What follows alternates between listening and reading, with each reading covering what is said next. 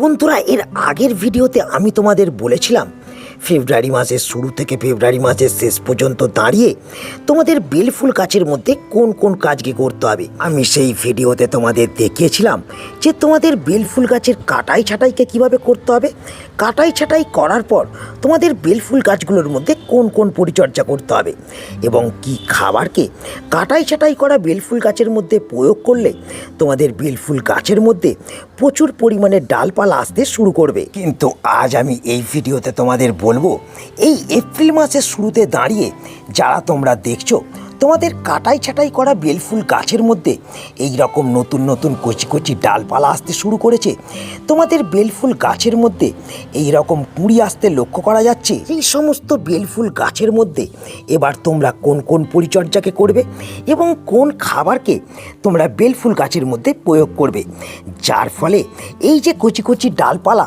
এই কচি কচি ডালপালা দ্রুত বৃদ্ধি হবে এবং তার সঙ্গে সঙ্গে গাছের মধ্যে এবার কিন্তু কুঁড়ি ও ফুল আসতে শুরু করবে। তো বন্ধুরা, যারা তোমরা চাইছো সম্পূর্ণ গ্রীষ্মকাল জুড়ে তোমাদের বেলফুল গাছের মধ্যে কেবলমাত্র ডালপালা ও পাতা নয়, নতুন নতুন ডালপালার ডগাতে এই রকম বেলফুলের কুঁড়িতে ও ফুলেতে ভরিয়ে তুলতে, তারা কিন্তু আজকের এই ভিডিওটা একটু স্কিপ না করে তোমরা সম্পূর্ণ দেখতে থাকো। এবং যারা এখনও কার্তিক হর্টিকালচারকে সাবস্ক্রাইব করে রাখোনি, তারা এই রকম নতুন নতুন ইনফরমেটিভ ভিডিও পাওয়ার জন্য চ্যানেলটাকে অবশ্যই সাবস্ক্রাইব করে রাখো। বন্ধুরা, মার্চ মাসের শুরু মানেই আমাদের বেলফুল গাছের মধ্যে নতুন গ্রোথ আসার সময় এবং সেই গ্রোথের সাথে সাথে গাছের মধ্যে কুঁড়ি ও ফুল আসার সময়, যে প্রসেস অলরেডি আমার গাছের মধ্যে কিন্তু শুরু হয়ে গেছে।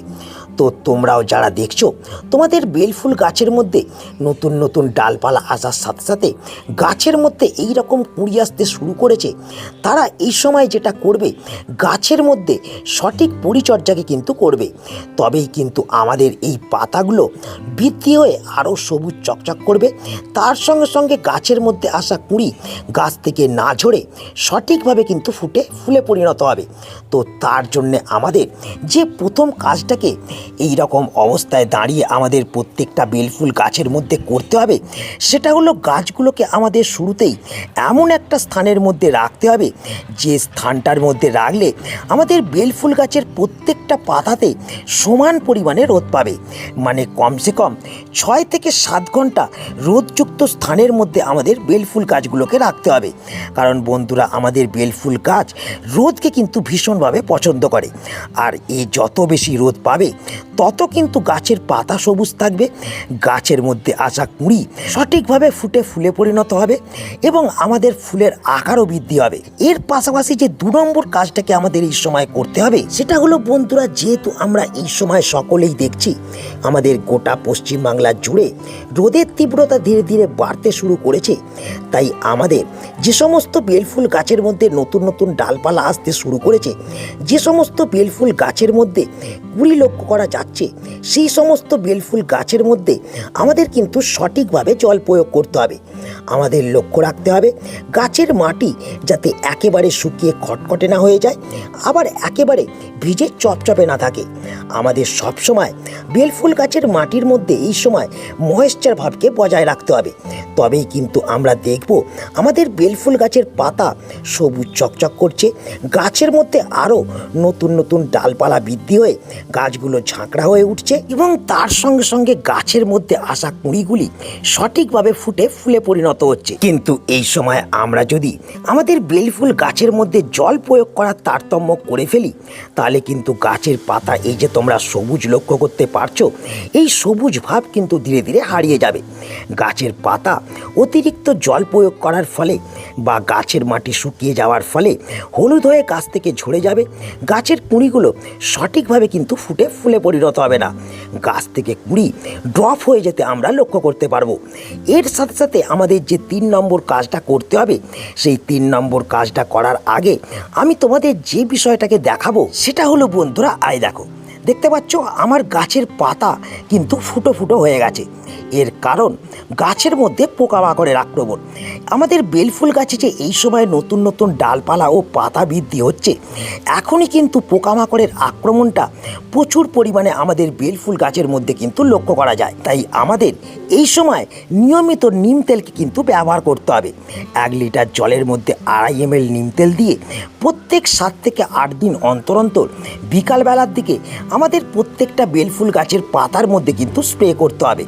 তবেই কিন্তু আমরা এই সমস্যা থেকে আমাদের গাছগুলোকে বাঁচাতে পারবো। গাছের পাতাকে আমরা ফ্রেশ চকচকে রাখতে পারবো, গাছের কুঁড়িগুলোকে আমরা ফুটিয়ে ফুলে পরিণত করতে পারবো। কিন্তু এই সময় যদি পোকামাকড়ের আক্রমণ হতে থাকে, তাহলে গাছের পাতা যেমন এই রকম ফুটো হয়ে যাবে, তেমন কিন্তু গাছের মধ্যে আসা কুঁড়িগুলোও গাছ থেকে কিন্তু পোকামাকড়ে খেয়ে ফেলার ফলে আমাদের গাছ থেকে কিন্তু ঝরে যাবে। তাই আমাদের নিয়মিত গাছের মধ্যে যেমন জল প্রয়োগ করতে হবে, গাছগুলোকে যেমন রোদে রাখতে হবে, তেমন নিয়মিত নিম তেলকেও কিন্তু ব্যবহার করতে হবে। তো এই 3 নম্বর কাজটি করার সাথে সাথে এরপর যে 4 নম্বর কাজটাকে আমাদের করতে হবে, সেটা হলো আমাদের বেলফুল গাছের মধ্যে এখন কিন্তু খাবারকে প্রয়োগ করতে হবে। তো কোন খাবারকে আমরা প্রয়োগ করব? বন্ধুরা, শুরুতেই আমাদের যে খাবারটাকে প্রথম আমাদের প্রত্যেকটা বেলফুল গাছের মধ্যে এই সময় প্রয়োগ করতে হবে, সেটা হলো বন্ধুরা এটা। আর এই খাবারের মোট 4টি দানাই আমাদের প্রত্যেকটা বেলফুল গাছের মধ্যে যেমন নতুন গ্রোথকে আরও বেশি করে আনবে, তেমন গাছের মধ্যে প্রচুর পরিমাণে কিন্তু কুঁড়ি আনতেও সাহায্য করবে। তো বন্ধুরা, এই খাবার আর কিছুই নয়, এটা হলো আমাদের ডিএপি, যার মধ্যে নাইট্রোজেন এবং ফসফরাস থাকার পাশাপাশি আছে প্রচুর পরিমাণে ক্যালসিয়াম। তো বন্ধুরা, কতটা পরিমাণে এই ডিএপিকে আমরা ব্যবহার করব? আমাদের টব যদি 10 ইঞ্চির হয়, তাহলে কিন্তু আমরা 8 থেকে 10 দানা ডিএপিকে ব্যবহার করব। এবং আমাদের টব যদি 10 ইঞ্চির ছোট হয়, তাহলে আমরা 4 থেকে 5 দানা ডিএপিকে ব্যবহার করব। এবং ডিএপিকে ব্যবহার করে দেওয়ার পর আমাদের যেটা করতে হবে, সেটা হলো বন্ধুরা, আমাদের এই তরলটাকে ডিএপি প্রয়োগ করার পর জল প্রয়োগ করার বদলে কিন্তু ব্যবহার করতে হবে। আর এই তরল আমাদের বেলফুল গাছের মধ্যে যেমন পটাশিয়ামের যোগান দেবে, তেমন আয়রন, ম্যাগনেসিয়াম, ক্যালসিয়াম এবং তার সঙ্গে সঙ্গে নাইট্রোজেনেরও যোগান দেবে। তো বন্ধুরা, কি এই দ্রবণ, কিভাবে আমরা এই দ্রবণটাকে বাড়ির মধ্যে তৈরি করব? তো চলো সেটাকে আমি এবার তোমাদের দেখিয়ে দিই। বন্ধুরা, আমার বেলফুল গাছের জন্য এই খাবারটাকে প্রস্তুত করতে আমি যেটা করেছিলাম সেটা হলো এটা।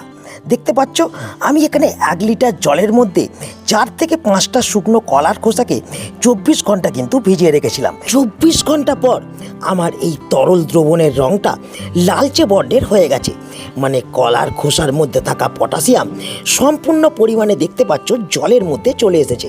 তো আমাদের 24 ঘন্টা পর এই দ্রবণটাকে তৈরি করে যেটা করতে হবে, দ্রবণের মধ্যে থাকা শুকনো কলার খোসাগুলোকে আমাদের কিন্তু ছেঁকে তুলে নিতে হবে। দেখতে পাচ্ছ, আমি কিন্তু এখানে শুকনো কলার খোসাগুলোকে কিন্তু ছেঁকে তুলে নিলাম। এবং এখানে লালচে বর্ণের একটা তরল দ্রবণকে তোমরা লক্ষ্য করতে পারছো। এবং এই দ্রবণের মধ্যে আমাদের যেটা করতে হবে, এই যে দেখছো 2 টাকা দামের একটা কফির পাউচ, এই কফির পাউচের মধ্যে 1/2 চামচ কফি পাউডার আছে। এই 1/2 চামচ কফি পাউডারকে আমাদের এই দ্রবণের মধ্যে কিন্তু মিশিয়ে দিতে হবে এবং দ্রবণটাকে ভালো করে কিন্তু গুলে নিতে হবে, যাতে কফি পাউডার এই দ্রবণের মধ্যে সম্পূর্ণভাবে মিশে যায়। এবং যখন এই দ্রবণটার মধ্যে কফি পাউডারটা মেশানো হয়ে যাবে, তখন আমাদের যেটা করতে হবে, এই দ্রবণটার মধ্যে আমাদের সম পরিমাণে জল মেশাতে হবে এবং 2 লিটার একটা দ্রবণকে তৈরি করতে হবে। এবং এই দ্রবণটা থেকে 250 থেকে 300 ml করে দ্রবণ আমাদের বেলফুল গাছের মাটির মধ্যে ডিএপি ব্যবহার করার পর ভালোভাবে প্রয়োগ করে দিতে হবে। এই দ্রবণ গাছের মাটিকে অ্যাসিডিক রাখবে, যা আমাদের বেলফুল গাছের জন্য অত্যন্ত প্রয়োজন। তার সঙ্গে সঙ্গে গাছের মধ্যে পটাশিয়াম, ক্যালসিয়াম, ম্যাগনেসিয়াম, আয়রন এবং তার সঙ্গে সঙ্গে বিভিন্ন ধরনের মাইক্রোনিউট্রিয়েন্টের যোগান দেবে, যার ফলে গাছের মধ্যে নতুন গ্রোথ আসার পাশাপাশি গাছ মাত্র 7 দিনের ভেতর কুঁড়ি এবং ফুলেতে কিন্তু ভরে উঠবে। বন্ধুরা, আশা করি তোমরা সকলেই বুঝতে পারলে যে সমস্ত বেলফুল গাছের মধ্যে নতুন গ্রোথ আরম্ভ হয়ে গেছে, গাছের মধ্যে কুঁড়ি আসতে শুরু করেছে, সেই সব বেলফুল গাছগুলোর মধ্যে এই মার্চের শুরুতে দাঁড়িয়ে কোন কোন কাজকে করতে হবে এবং কোন কোন খাবারকে প্রয়োগ করতে হবে। তো তাই এই ভিডিওটাকে আমি এখানেই শেষ করছি। আশা করি এই ভিডিওটা তোমাদের সকলের কাজে লেগেছে। যদি ভিডিওটা একটুও তোমাদের ভালো লাগে তাহলে অবশ্যই ভিডিওটাকে একটা লাইক করে দেবে, তোমাদের বন্ধুদের কাছে শেয়ার করে দেবে, এবং যারা এখনও পর্যন্ত কার্তিক হর্টিকালচারকে সাবস্ক্রাইব করে রাখুনি তারা অবশ্যই চ্যানেলটাকে সাবস্ক্রাইব করে রাখবে। তো দেখা হচ্ছে আবার একটা নতুন ভিডিওতে। সকলে ভালো থেকো, নমস্কার।